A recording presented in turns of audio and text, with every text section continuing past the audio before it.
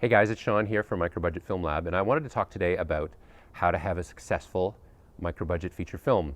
And of course, what do we mean by success? That's its own sticky topic. But in general, I'll say there's kind of two ways to measure success. One is financial success. Your film sells, you make your money back, you make $1 million, you buy a house in Beverly Hills or something.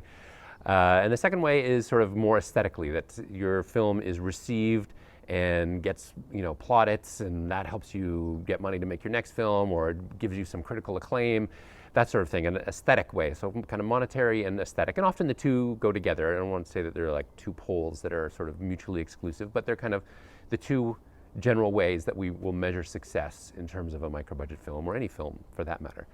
And I think, again, there are two ways in which success happens: wizardry and philosophy. And by wizardry, I mean the technical expertise, the technical execution of a film. And you see this often where people who have really good technical abilities in post-production, in special effects and so on, make movies that do really well. There are horror films that measure up to this standard, though they often take advantage of the built-in, very committed niche market for horror films. But often the reason why there's success now, because so many people have tried to pursue that route, and there's kind of an oversaturation in the market of really cheap horror films. And so the films that will do better are ones that are better executed, in which the blood looks more real and heads explode in more visually appealing ways and so on. And you often see it in a film like Monsters by Gareth Edwards, who now has gone on to do Star Wars and Godzilla. And obviously it's had some great success. His first feature film, Monsters, the reason why it was so successful, they shot it in Central America with $15,000 worth of gear, 2 actors, a cameraman, a sound guy, Gareth Edwards, and an editor. Very small footprint crew. But the reason why it did so well is, besides it being a really good story, is that Gareth Edwards is a total wizard when it comes to post-production, and he did all this amazing special effects and rendering and the creation of the monsters and of the whole kind of world of the movie that looks so amazing. But most of us don't have access to that kind of technical wizardry, and if you do, congratulations. Drop me a line, I could maybe use some. But what we do have access to is philosophy. And what do I mean by philosophy? I'm not talking about Socrates or Descartes or anything like that per se. But what I am talking about is, well, let me put it this way. I have watched a lot of micro-budget features. And what do I see as the mistake that is most often made? It's not bad sound, which people always bring up whenever I post anything about what you need to have a successful micro-budget film. Most filmmakers have figured that out, that they need to have good sound, and you can get decent sound gear for relatively cheap now. So I don't think that is the same kind of problem that it once was, where the sound was terrible and practically unusable. Most films I see actually have decent sound. The real problem is twofold. One is a weak script, and that's extremely common, that scripts are not well developed, and people haven't taken the time to figure out the kind of rules of storytelling and rules of drama and conflict and so on. But the second thing that's even more common is that people try to do a Hollywood movie, but with 1/10,000th of the budget.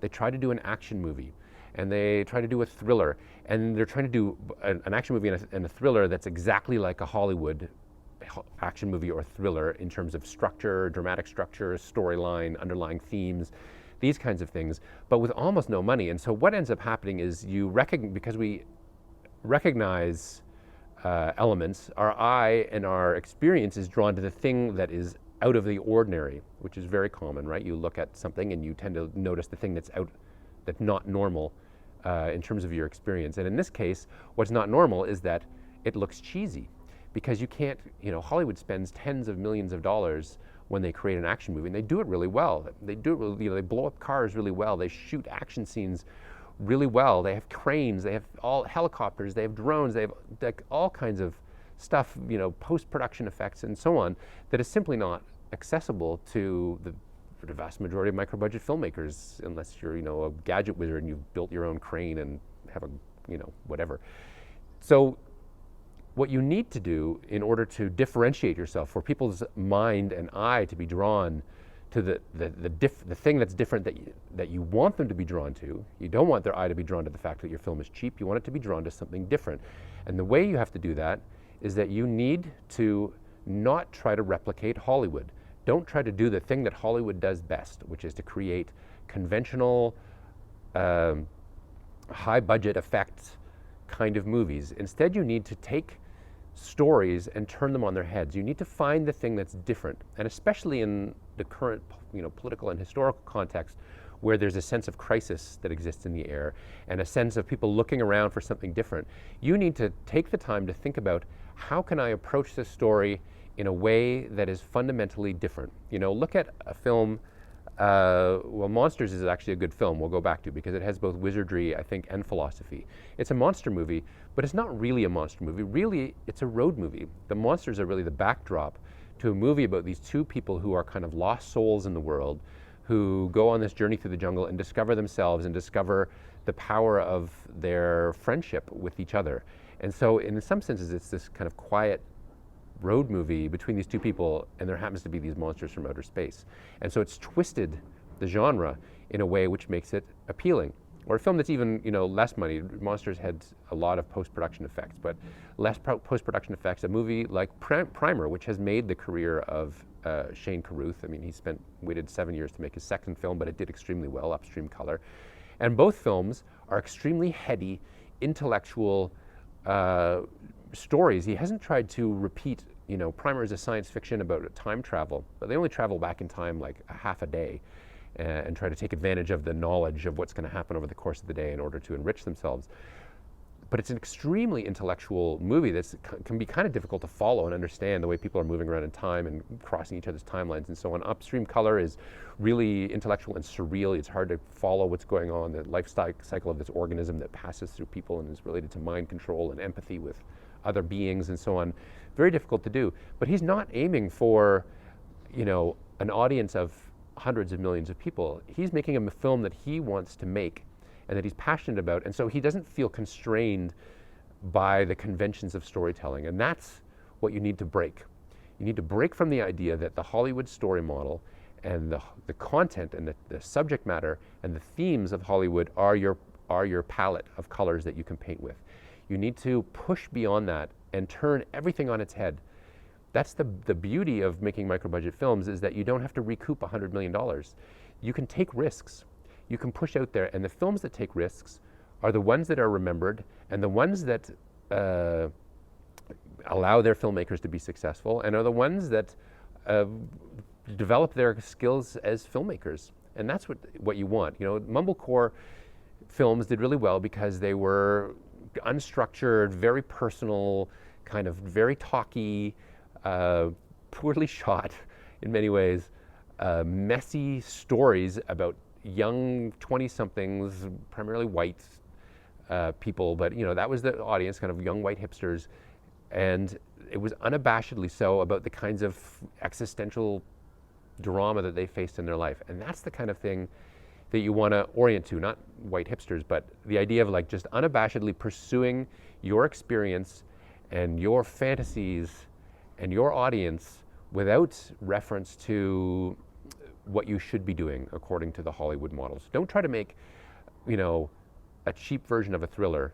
Try to make something that connects with you, and it doesn't have to be personal in the way that Mumblecore was. It can be like Primer. It can be like, Monsters. If you have those technical abilities, it can be like all kinds of those films that end up getting remembered because they've done something different, and that's what you want to do, and that's the essence of how to be successful, I believe, as a micro-budget filmmaker, is to push the boundaries and be unconstrained. Let your imagination run wild and take advantage of the strengths of micro-budget filmmaking, not the weaknesses. The weaknesses are your lack of money and your lack of ability to blow up cars and airplanes and helicopters and stuff. The strength is that you're completely unconstrained by any of the conventional demands of Hollywood. So go with your strengths, and that is the basis upon which you can do it. Another film, actually, that I was trying to think of while I was talking here was Tangerine. Not at this year's Sundance, but last year's Sundance, it was the toast of the town. It was shot on an iPhone 5S. Same thing that I'm shooting this on. They had post-production that did a lot of really good work on it that cost a fair amount of money, but still under $100,000. But that film, why did it do well? It's about transsexual sex workers in LA and a kind of epic odyssey in a sort of ironic sense of this sex worker trying to find her lover who's ditched her for a cisgender, like a woman who's not transgendered. And that's a really unusual story that you don't see out there, and it did extremely well.